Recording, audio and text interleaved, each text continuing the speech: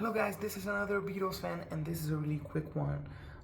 I have just seen Paul McCartney and Wings one hand clapping on cinemas. I live in Brazil. It's not the biggest city in Brazil, but I was super happy to find out that it was gonna screen here in my town, so that was pretty fun. And if I look tired, yeah, I'm super tired.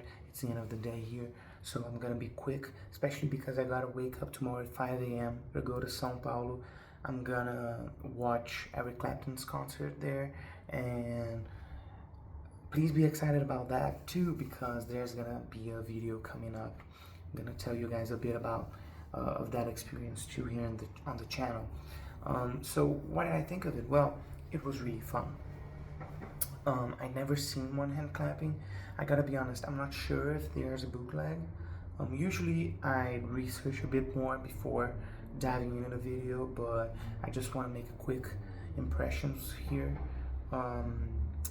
Again, because it's late, but I don't know if there's bootlegs of it, but it basically had 5 parts. Number 1, a small ad for one hand clapping, contained the vinyl there, a QR code which I did not scan, and then it cut a Paul. The second part was Paul introducing Wings and the main idea of one hand clapping, and that was really fun. It was a really quick snippet, but it set everything up. Everything that you wanted to know about it before starting was there. And about the film in itself, then the film in itself started. And it's an hour long, so not that long. Of course, it doesn't contain all the songs that the LP does.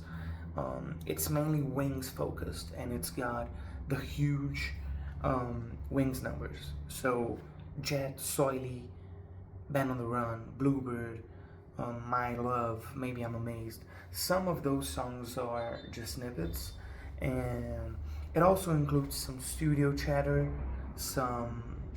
of course the images are all there, and in the middle of some songs there are a couple interviews which are just audio snippets.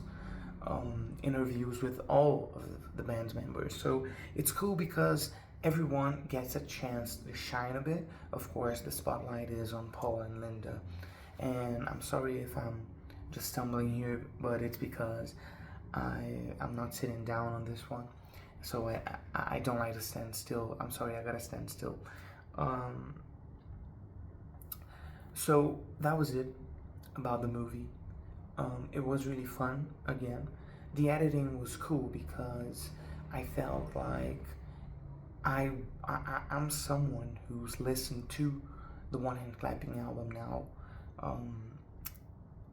uncountable times, really.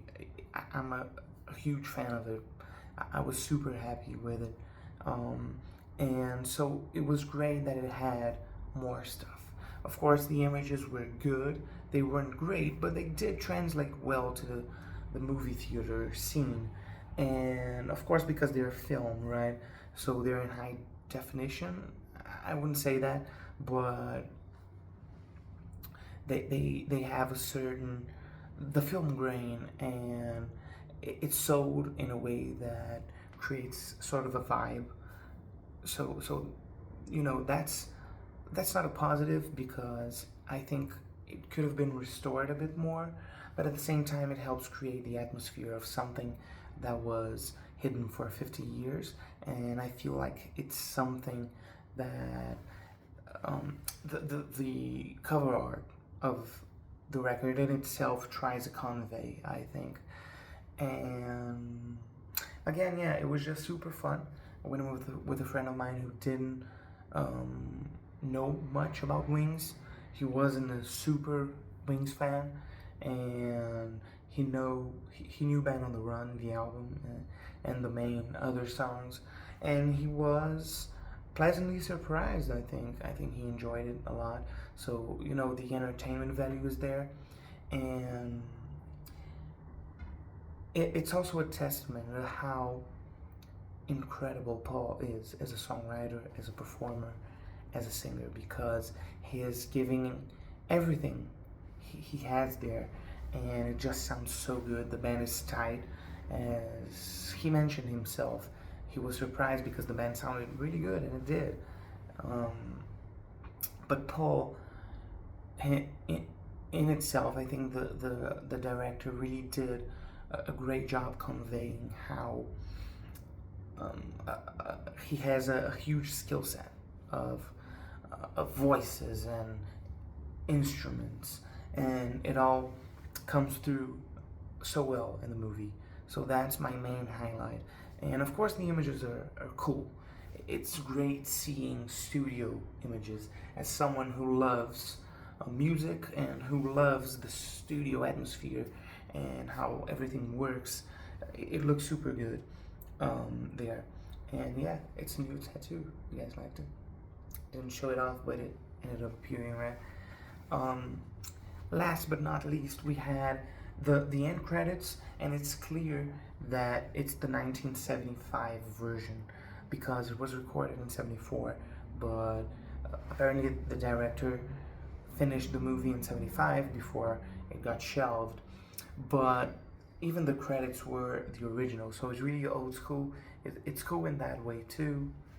And then it cuts a poll again, 2024 poll, where he mentions that it's not over yet, don't leave, because we have the backyard sessions, and that's where Paul plays by himself on the guitar, himself and an acoustic guitar, and it's really super cool. It was my friend's highlight, and it's, to me at least, it was a different moment because there's tons of artists who do this kind of stuff, you know, playing by themselves. But Paul was one that didn't do it that much, and by that I mean jamming by himself, guitar and voice, and he was in the height of his vocal powers at the time. So it's cool seeing him play 25 Rock. Of course, that's the main song, right? Because that's a song that got him into the Beatles, but also some Buddy Holly, and he also plays Blackpool, which is a song that he never released. And I mean, he did release it now, right?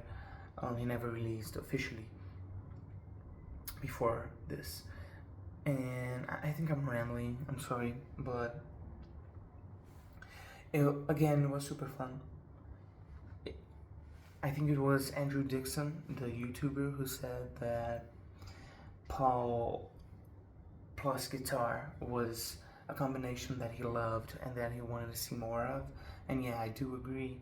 And again, by that I don't mean, you know, Blackbird or Jenny Wren, where, you know, songs that he played by himself on the guitar. I mean just jamming around, seeing what he plays by himself when he's at home.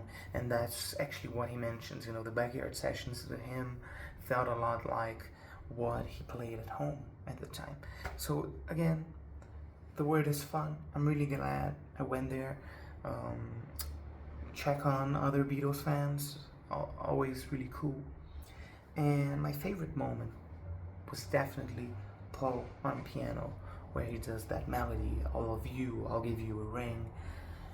He just plays a fucking great piano there, and it shows how incredible he is at just creating melodies and songs that are super lighthearted, but at the same time they touch your heartstrings. That's a classic Paul for you, right? That's it. What do you guys think? Have you guys watched One Hand Clapping on cinemas? Please do let me know. There's probably gonna be a release of it somewhere. I'm really skeptical to think that Paul won't do anything about One Hand Clapping right now. He won't shelve it again, so maybe we will see it coming out on Disney Plus or whatever. Anyway, what do you guys think? What was your favorite One Hand Clapping moment? If you've watched it, please let me know down here, alright? Anyway guys, I'll see you later. Thank you so much. This is another Beatles fan out.